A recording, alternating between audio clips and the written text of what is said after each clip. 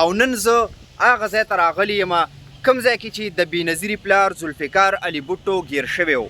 السلام علیکم ملګرو، منصف خان یو ځل بیا ستاسو په خدمت کې حاضر شوی یم او نن زه هغه ځای ته راغلی یم کوم ځای کې چې د بېنظیري پلار ذوالفقار علي بوټو ګیر شوی و. کله چې ضیاء الحق ماشاءالله په ملک کې ولګوله او هغې نه پس چې دی په ذوالفقار علي بوټو باندې د بغاوت کیس چې دی وچلېدو او هغې کې چې دی هغه قیدي شو، نو هغه کوم ځای کې کېدو هغه ځای ته نن زه رالی یم او په دې ویډیو کې انشاءالله تاسو سره شیر کوم. دا هغه قیدخانه ده په کوم ځای کې چې پیپل پارټۍ کوم بانیو ذوالفقار علي بوټو، نو هغه په 4 جولای 1977 کې دلته کې قید شوی و. دا د نننی منظر د قیدخانې او دلته کې چې دی څه قسمه اوبه او خوراک پای چې ورکولو، نو د هغې دپاره دا ځایونه وګورئ.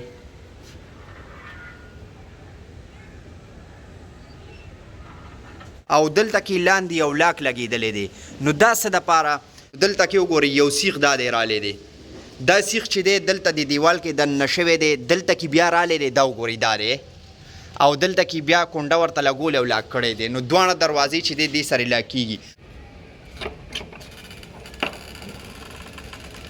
دا تاله دې ته هم لګېدلې ده، کونجي کړی یو، دا وګورئ دا جیل خانه ده، مین دروازه دا ده. دا ما کولاو کو، دا هر څوک کولاولو ته نه پرېږدي. دلته کې یو چاچا ولاړ دی، دا دی دی راته اجازت راکړو، نو د هغې وجې چې دی دا ما کولاو کا. دا مین دروازه ده، هغه وخت زه دوباره کونجي کومه.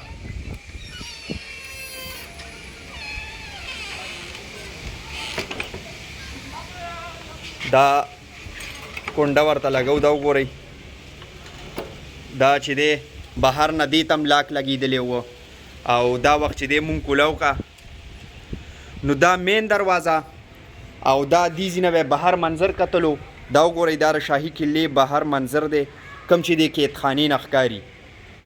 هماغه تولۍ چې دی اوسه پورې پرته ده، هغه منګې او دې ځینه چې دی بیا په 1979 کې سنټرل جیل راولپنډي کې ذوالفقار علي بوټو ته پانسي ورکړی شوه. نو واقعي چې دا ټول خیالات را مخې ته شي کله چې دې قیدخانې ته تاسو راشئ او دې ته مخکې ته ودرېږئ.